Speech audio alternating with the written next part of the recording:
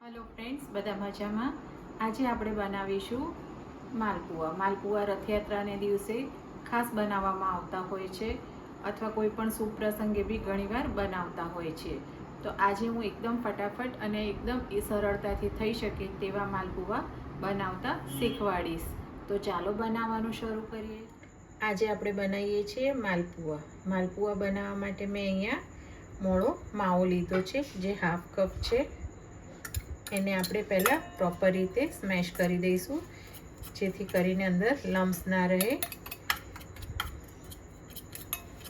આ રીતે બધો જ માવો સરસ રીતે છૂટો કરી લેવાનો છે। હવે એની અંદર આપણે હાફ કપ મેંદો એડ કરીશું, 1/4 કપ જેટલું સોજી રવું, અહીંયા મેં ઝીણી સોજી લીધી છે, કોઈ બી તમે લઈ શકો છો। 4 ટેબલસ્પૂન જેટલી ખાંડ એડ કરીશું, 1/8 ટીસ્પૂન જેટલી આપણે વરિયાળી એડ કરીશું અને 1/8 ટીસ્પૂન જેટલા મરી પાવડર એડ કરીશું। આ દરેક વસ્તુને આપણે મિક્સ કરી દઈશું।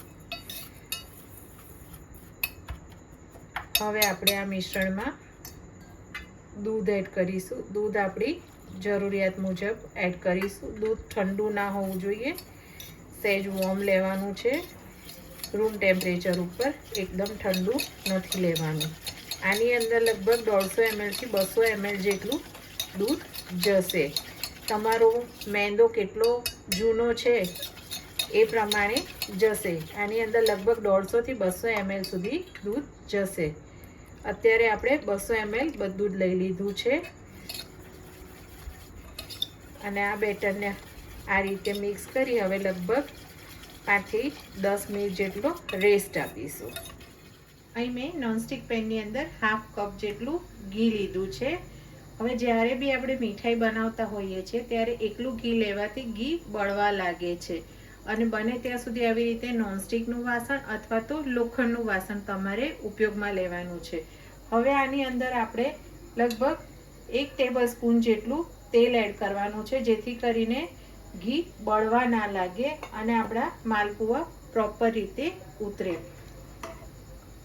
તમે બહાર જ્યારે બી મીઠાઈ લેવા જાઓ ત્યારે હલવાઈ હંમેશા ઘીની અંદર તેલ એડ કરતા જ હોય છે। એકલું ઘી હશે તો ઘી બળવા લાગશે અને તમારી કોઈ પણ મીઠાઈ સારી રીતે નહીં થાય।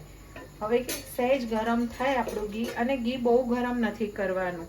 અહીં આપણું બેટર પણ 10 મિનિટ થઈ ગઈ છે, તો એ પણ તૈયાર થઈ ગયું છે સારી રીતે। જોઈ શકો છો કે એ પણ એકદમ સ્મૂથ તૈયાર થઈ ગયું છે।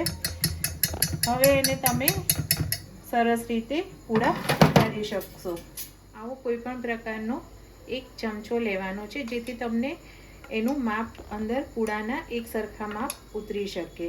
આ રીતનો મેં એક ચમચો કે કોઈ બી વાટકી લઈને તમે ઉતારી શકો છો। આ રીતે મેં ખીરાને લઈ અને સ્પ્રેડ કર્યું છે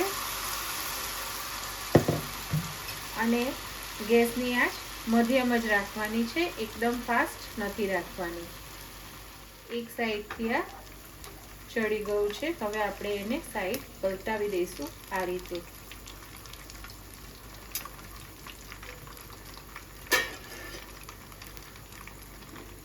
હવે બીજી સાઈડથી પણ ચડવા દઈશું। અહીં આપણો માલપુઓ તૈયાર છે, એકદમ સરસ રીતે ચડી ગયો છે। હવે એને આપણે પ્લેટની અંદર કાઢી લઈશું અને બીજો અંદર એડ કરીશું।